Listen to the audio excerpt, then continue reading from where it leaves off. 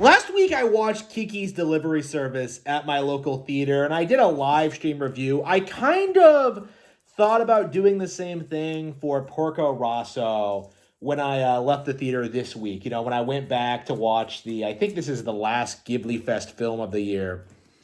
I I went there, watched the movie, never saw it before, and I came home and haven't there been thinking about it at all. This is not a movie that has impacted me in any way, shape, or form. But like, I am a YouTuber. I do have to make content regarding this kind of stuff. I do have to talk about this kind of thing, especially since I've never actually seen Porco Rosso before. When you look back at my history, I've seen Kiki's Delivery Service, several times. I was aware of the movie's existence since I was a kid. I have like pretty I do have a really interesting attachment to it, even though I think it sucks and I don't think it's a particularly good animated film. I have a lot of issues with Kiki. And those problems also extend to Porco Rosso, which is really interesting because I think, objectively speaking, Porco Rosso is by far a better film than Kiki's,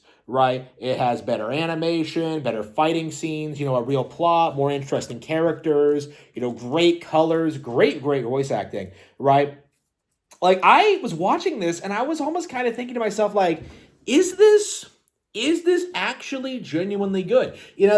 Every film I've seen outside of Princess Mononoke, I hate all of them. But like, one of the things I'm starting to realize, as I watch more and more of these movies, is that all of them are bad in radically different ways. Spirited Away has that weird second half problem where they have to like solve all the plot as all the they have to resolve all the plot that they established in the first half, which is legitimately good. Like, the first 40 minutes of Spirited Away is fantastic, but like the second half just ruins it with like it's just contrivances and it's like lack of real resolution, and it's just kind of like hackneyed, just kind of like tying everything into a neat little bow. Like, Spirited Away could have been a great film, but it really didn't.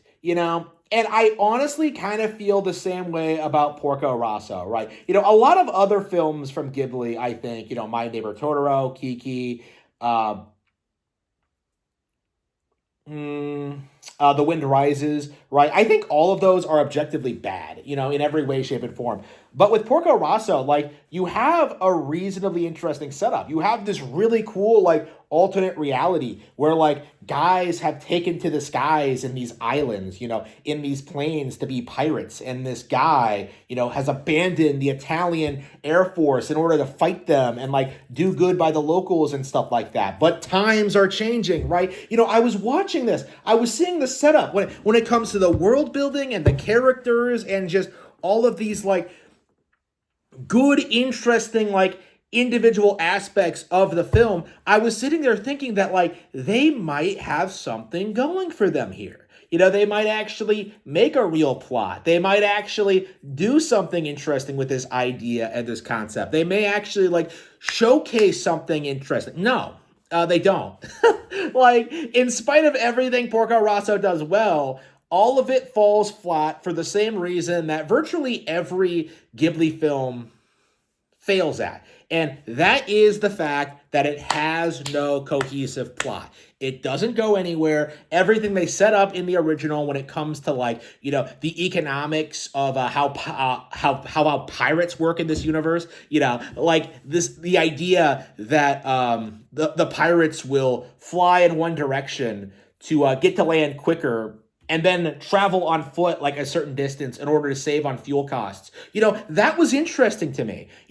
Like, things like that showcase that the creators put like a certain amount of effort in when it comes to, like, how people build planes, how they use them, certain techniques when it comes to flight. All of this seems like it could have been interesting if it resulted in an actual payoff. And I do think this is the core issue with the film, because it's not about Porco Rosso, right? It's not about, like, his relationship with Gina, and it's not about, like, fighting sky pirates. It's not doing any of that, right? Fundamentally, Porco Rosso is about a guy who gets an underage girl to fall in love with him just by being a middle-aged bastard, right? This is Miyazaki in his most self-indulgent, right? The one where I feel like he goes mask off as to like what he actually wants out of a woman. Usually he's like very he downplays these aspects. He doesn't really fetishize his female leads, but he does this thing in this where the entire story is a love story between Porco and Fio. You know, like the entire thing is about them. And like the thing that really annoys me about this is that Fio, both of them are really interesting characters. Both of them have like really good setups. They treat each other really well. They have a really cool dynamic, right? They have this really good setup in this idea, like this idea that she's like a young female engineer. Not that female engineers can really succeed, but like, you know, she's this young, spunky female engineer who wants to build planes, and like she can do it, and he lets her do it, and then what happens after that? She just becomes a generic female lead. This is the thing that really annoys me about Fio. The thing that drives me nuts about this character, and the reason why I do think this needs to be acknowledged, like the fundamental flaw with Porco Rosso as an experience, is that Fio is hyped up as this like female engineer who can do all these things with planes. You know, she can do all this. Like she works hard. She's a prodigy, man. She's amazing. Like a phenomenal talent in her field, never actually uses it. You know, in the final act of the film, she basically is just, you know, gambled away. You know, her hand is like gambled away in marriage, and Porco Rosso has to like keep her from going off with some guy she barely met. Like, it doesn't work. You know, the final act of the film completely ignores Fio's like genuine talent, you know, or the genuine talent that they want you to believe she has. I don't personally believe she's a great engineer, considering how long it took them to take off when they were fleeing from like the police or whatever. But like, you know, like the film wants you to believe she's this prodigy engineer who's there to like make sure the plane like is completely intact and does what they need to do with it and all this stuff. Like, but like at the end of the day, the entire film is about her being given away to some guy. Really for no reason. The setup is just lazy. You know, everybody loves her for some reason. Like everyone, like this film is really odd. Like everyone besides Porco is the hugest simp in this. You know, Curtis, the Sky Pirates, you know, everyone is like the reason Porco comes off like as genuinely likable and way more of a Chad than like everyone else in this is that he is the only character that's not a simp. And that's why both Gina and Fio seem to love him so much, is that, like, he isn't a soy boy cuck, you know? Like, it's just, for me, it's, like, this weird wish fulfillment thing for, like, Miyazaki, you know? This idea that, like, the cute young girl and, like, the beautiful, sophisticated childhood friend would both fall in love with him.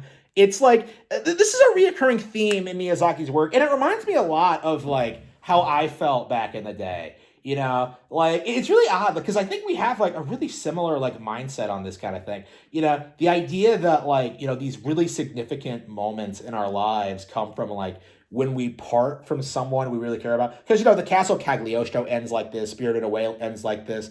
I believe Princess Mononoke ends like this, where like, you know, the characters just part ways. And they're always just like, we're going to see each other again.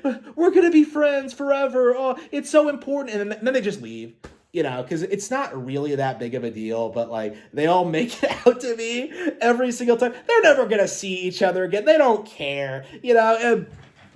But, like, you know, the Miyazaki, like, never move past that like fantasy of this idea that like, no, we're really close, we'll care about each other forever, bro. Not gonna happen, you know, for any of these characters at all. Like, it's just like watching these movies, it's weird how idealized they are, you know. Like, I'm watching this finale and I'm just kind of like why is everybody sitting around in the middle of the day watching a dogfight? Like, aren't they working? Don't they have any their own problems to worry about? Like, this kind of thing happens all the time, right? Like surely everyone, it's just the film falls short of really genuinely making what's happening worthwhile and interesting. You know, everything that happens in this movie is just an excuse to see things flying around and parts moving, and there's no real thought or consideration put into like the plot or the characters at all. And this is a big reoccurring problem with Miyazaki's work as a whole, is that like it seems entirely focused on like the spectacle of it, of just like this idea that like, oh, he's a pig in a plane.